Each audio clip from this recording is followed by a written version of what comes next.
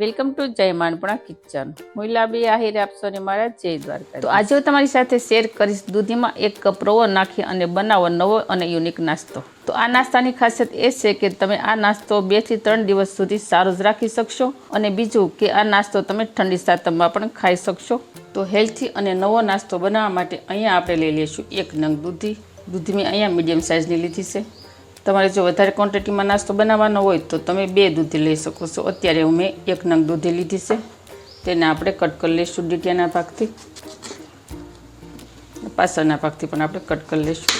તો દૂધી આમાં આપણે કેવી લેવાની? દૂધી એકદમ કૂણી હોવી જોઈએ અને તેમાં બી ન હોવા જોઈએ. એકદમ કૂણી દૂધી લેવાની. હવે આ દૂધીને આપણે સાલ ઉતારી લઈશું. તો વિડીયો શરૂ કરતાં પહેલાં મારી તમને નિવેદન છે કે હજી સુધી તમે મારી ચેનલને સબસ્ક્રાઈબ ન કરી તો પ્લીઝ જય માનપણા કિચનને સબસ્ક્રાઈબ કરી દેજો. વિડીયોને એક લાઇક જરૂર કરજો અને બાજુમાં રહેલી ઘંટડી દબાવી દેજો જેથી મારી નવી રેસીપીના વિડીયોની નોટિફિકેશન આપ સુધી પહેલાં પહોંચે. તો હવે આપણે દૂધીને 2 ભાગમાં ડિવાઈડ કરી લઈશું.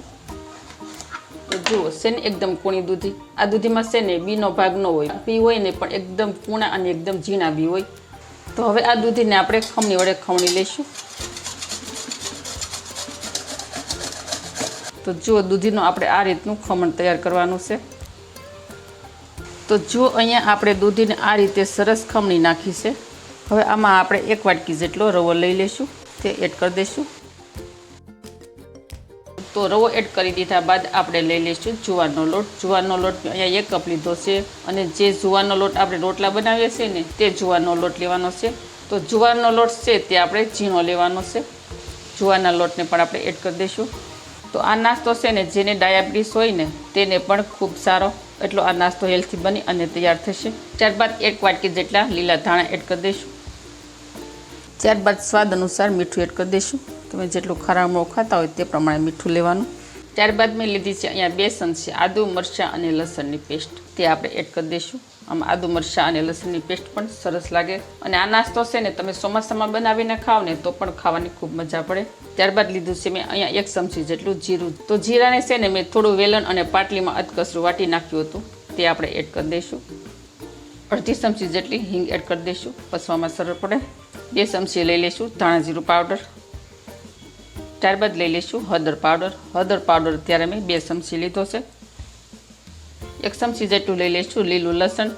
લીલું લસણ જો તમારી પાસે હોય તો એડ કરવાનું, નહીંતર સૂકું લસણ એડ કરી શકો છો. 2 ચમચી જેટલું લઈ લઈશું રેગ્યુલર મરચું. તો હવે આ બધા જ ઇન્ગ્રીડિયન્ટ્સને સરસ રીતે આપણે મિક્સ કરી દઈશું.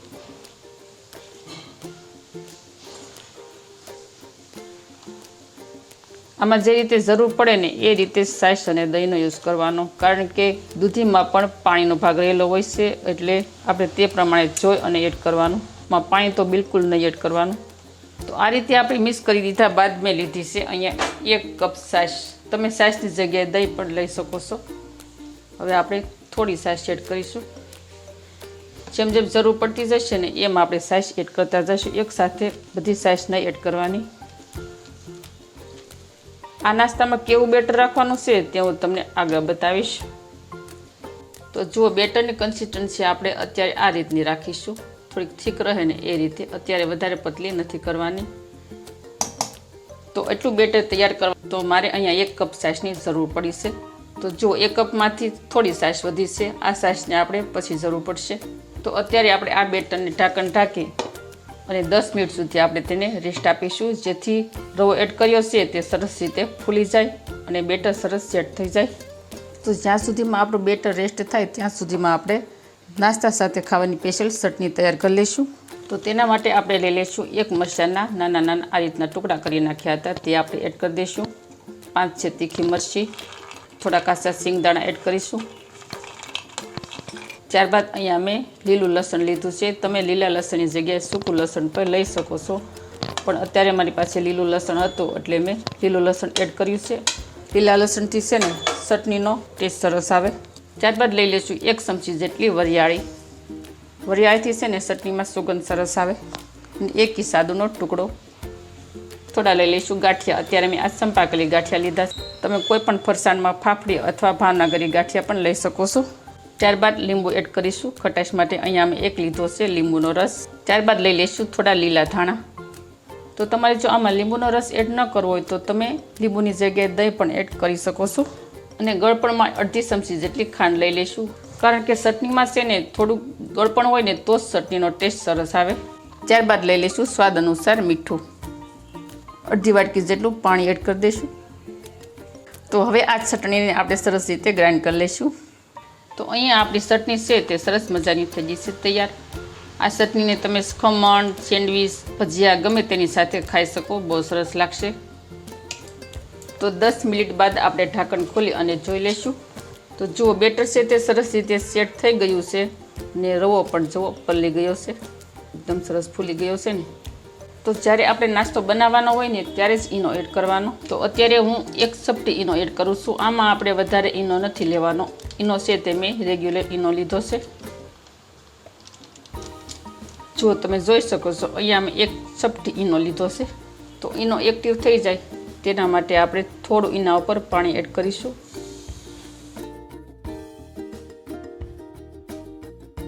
હવે જે થોડી છાશ વધી હતી કપમાં તે આપણે એડ કરી દઈશું. તમને લાગે કે બેટર થોડું ડ્રાય છે તો તમારે છાશ પાછળથી એડ કરવાની, નહીંતર નહીં એડ કરવાની. હવે આ બેટરને આપણે એક રાઉન્ડ પર થોડી વાર 2 થી 3 મિનિટ સુધી આ રીતે ચમચી ફેરવી અને સરસ રીતે મિક્સ કરી દઈશું. તો જુઓ અહીંયા આપણું નાસ્તા માટેનું બેટર થઈ ગયું છે તૈયાર. તો બેટર માટેનું આપણે થિકનેસ કંઈક આ રીતનું રાખીશું. તો હવે આપણે આગળની પ્રોસેસ કરીશું. તો તેના માટે આપણે જઈશું ગેસ તરફ. તો નાસ્તો બનાવવા માટે મેં આ રીતની નોનસ્ટિકની પેન લઈ લીધી છે. તો તમારી પાસે જો આ રીતનું પેન નાની ન હોય ને તો તમે આની જગ્યાએ વઘાર્યું અથવા તો નોનસ્ટિક પેન પણ લઈ શકો છો. તો બને ત્યાં સુધી છે ને આપણે નોનસ્ટિકની વસ્તુ લેવાની, જેથી આપણો નાસ્તો છે ને ઇઝીલી રીતે ઉખડી જાય. હવે આમાં આપણે 1 ચમચી જેટલું તેલ એડ કરી દઈશું. તેલને આપણે આ રીતે પેનમાં ફેલાવી દઈશું. હવે આ પેનમાં આપણે બેટર એડ કરીશું.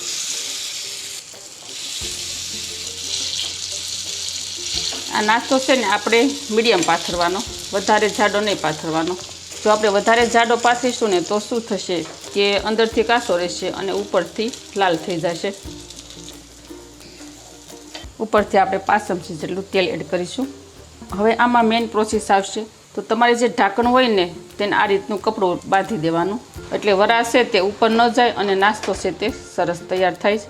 તો નાસ્તો બનાવવા માટે આપણે ગેસની ફ્લેમ છે ને એકદમ સ્લો રાખવાની અને સ્લો ગેસે જ આપણે તેને કૂક થવા માટે રાખી દેવાનો. હવે આપણે ઢાંકણ ખોલી અને જોઈ લઈશું. જો નાસ્તો છે તે સરસ કેવો દેખાવ આવ્યો છે, સરસ મજાનો ઉપરથી કૂક થઈ ગયો છે. હવે આ નાસ્તાને આપણે તવીથા વડે પલટાવી લઈશું આ રીતે. તો જુઓ કેટલો સરસ દેખાવ આવે છે નાસ્તાનો, જોતા જ ખાવાનું મન થઈ જવા બન્યો છે ને નાસ્તો. હવે આપણે બીજી સાઈડ પણ આ રીતે કૂક થવા માટે રાખી દઈશું. તો ફ્રેન્ડ તમે પણ આ રીતે નાસ્તો બનાવી અને તૈયાર કરજો.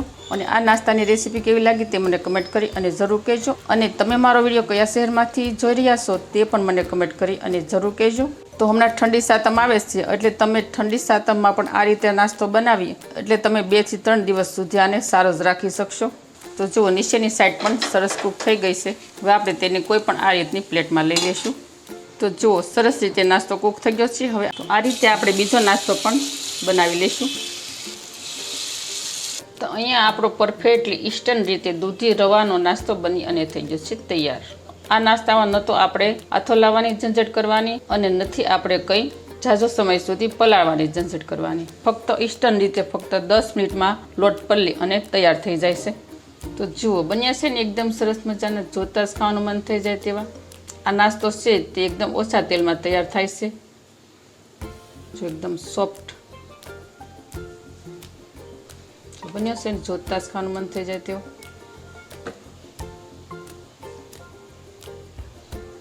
તો મારી આવી જ નવી રેસીપીઓ શીખવા માટે જય માનપૂર્ણા કિચનને સબસ્ક્રાઈબ કરી દેજો. વિડીયોને એક લાઈક જરૂર કરજો અને ફ્રેન્ડ અને ફેમિલીમાં વધુને વધુ શેર કરજો. તો આવજો, ફરી મળીશું આવી જ નવી રેસીપીઓ સાથે. ત્યાં સુધી થેન્ક યુ. જય દ્વારકાધીશ, જય સિયારામ, ધન્યવાદ.